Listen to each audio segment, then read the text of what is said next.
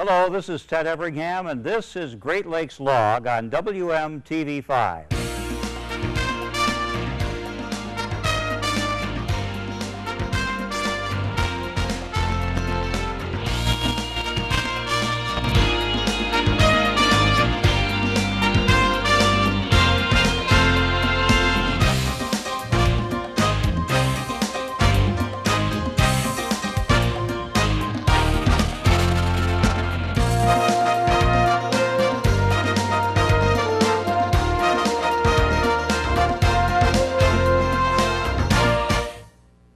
Welcome. Come on in.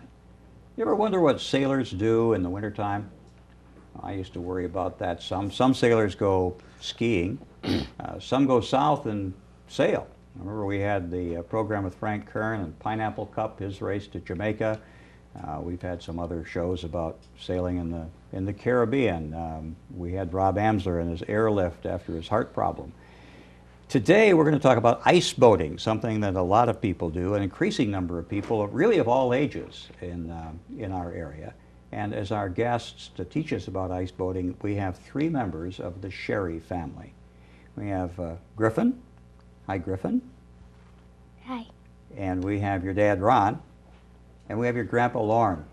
Lauren, we'll get to you. Lauren and I go back a long ways. Commodore Sherry from Crescent Sail Yacht Club, just up the way here. But Griffin, I want to talk with you. You're 10, fourth grade, and you just won what? I won the Opti DN North American Championships, and then before that I won the Opti Championships. I forgot what it's called. The junior sailing in the White Fleet? Yeah, the junior sailing in White Fleet. Yeah, you sail Optimus. Optimus are little, what, 9-foot or so prams, and you sail up the road here at Crescent in the summertime, and you won your championship in the White Fleet this past summer. Yep. Now, your brother and your sister sailed with you in this North American Championship regatta, and we have some pictures here we'll show as we talk about all that. But you were first place. Your brother, TJ. He took second place, and my sister, Caroline, took third place. And Matthew DeClerc was fourth, is that right? And Matthew's a Grosse Pointe Park kid? Yep. Al and Sarah DeClerc's boy? Yeah, was it fun? How long have you been ice boating?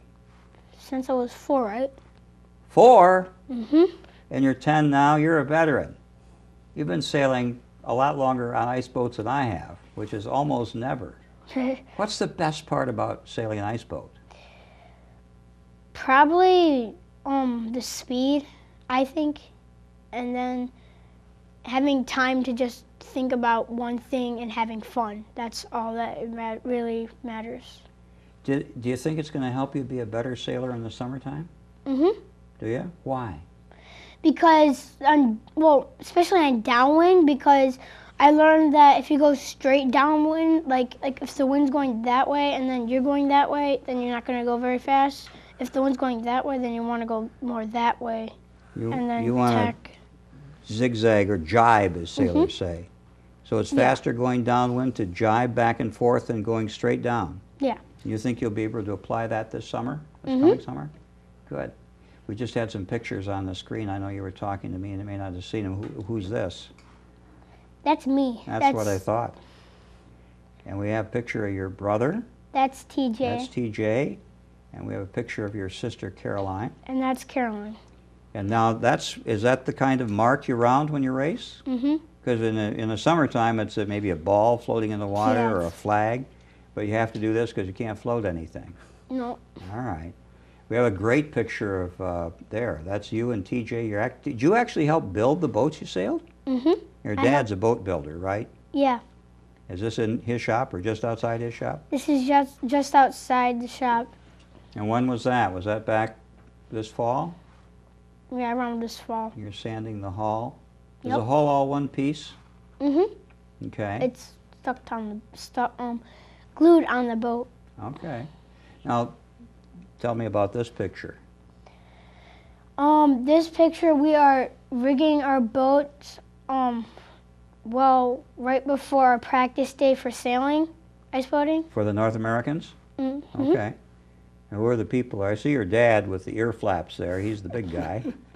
all right? TJ is right in front of. In the blue. In the blue and purple and light blue and orange, and I'm in the background with an orange suit with a brown hat, and then Caroline's right behind me. You probably can't see her though. No, but I can see there are two people, so that's your sister, and we already saw her picture. Yeah. Well, congratulations. Thank you. You really like this, don't you? Yeah, it's You're really pretty fun. pumped. Now, your dad started you sailing when you were 4.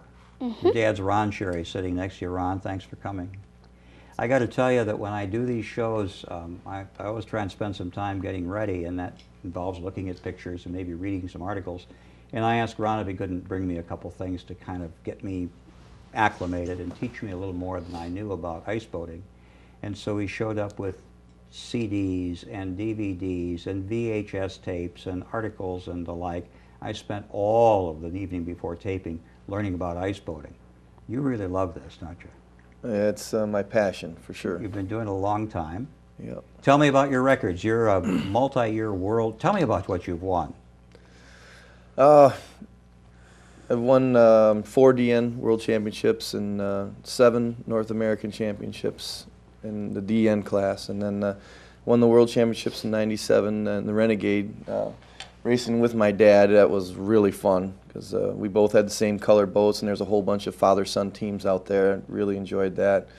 And then in the Northwest, after the regatta's over, if you've taken first, second, or third in any one of your fleet races, you race in the free-for-all, which is this cup that was first given out in 1913. It's called the World Championship Ice Yacht Challenge Cup. And you can use any boat you want, and it's an 8-lap winner-take-all race. And I got to borrow a big skeeter and race the boat, and I can tell you that story sometime. It takes about 20 minutes. Really was the most fun race of my entire life, for sure, because I got to sail this 140-mile-an-hour boat, and the boat it didn't win its class or anything, and the guy didn't even qualify for actually racing, but he allowed me to use his boat and end up winning the race. And just erred on the side of speed, just kept the thing going really fast the whole time, and it was a lot of fun.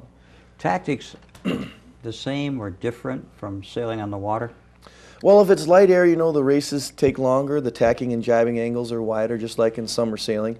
If it's blowing hard, you're going 60, 80 miles an hour around a 1-mile course, the laps take about 3 minutes. So it's a matter of how many wind shifts are going to happen in 3 minutes. Often there's not a lot. So you just come around the leeward mark and take a bearing on a piece of land or ice jam to see where you are, and you can tell if you're lifted or knocked right as you're around the mark, and that can help make you make some decisions. But a lot of times it's just pure speed, just head for the corner and tack on the ley line, and just keep the boat going really fast the whole time. I don't like a techno, as you probably know, I'm a judge. I'm supposed to know all about rules, but they're all summer rules. You have some right-of-way rules for ice boating that are a little different. Yeah, that's right. There's only a couple rules that are really different. One rule that's different is that the upwind boats have right-of-way over all downwind boats. In other words, if you're going towards the weather mark, you have right-of-way over boats that are going downwind towards the leeward mark, because the upwind boats are kind of restricted a little more as to where they can turn and keep control. Sure. Where the downwind boats, you have a wider window where you can keep control. And then there is no 2-boat-length circle like on summer sailing. You have to, when you're inside, you're inside. That's it. But yet there is no, there's still overtaking boat must keep clear. So you can't just jam it inside at a mark rounding and expect to, have rights. It's much better to keep the boat going fast and avoid contact than to hit anybody, that's for sure. I'll tell you, that's true in the summertime too, Lauren, right? And then the other thing is downwind, which I think they should change to the summer rules as well. Though when you're both going downwind on the same tack, the weather boat has right of way over the leeward boat. So if you get hit by a puff and go up onto 2 runners, you can turn the boat down and spill air or lose power, which is what you want to do in the summertime. If you got a big spinnaker up in the summertime and you're going down, when you get hit by a puff, you don't want to head up towards a beam reach, you'll tip right over. So you end up bearing away, and it's the same kind of thing in the ice boat. Ice boats, like summer boats, there are various classes. You mentioned the Skeeter. We'll talk about the Renegade, I'm sure. But the DN is a very popular class around the world, is it not? Yeah, it's the most popular class. And it grew out of a design competition in the 30s here in Detroit. Yeah, the Detroit News had a design contest in 1936 to develop a home buildable boat that was affordable to people for winter entertainment during the days of the Depression. And hence the DN. That's where the DN comes from, Detroit News, and they also sponsored the building of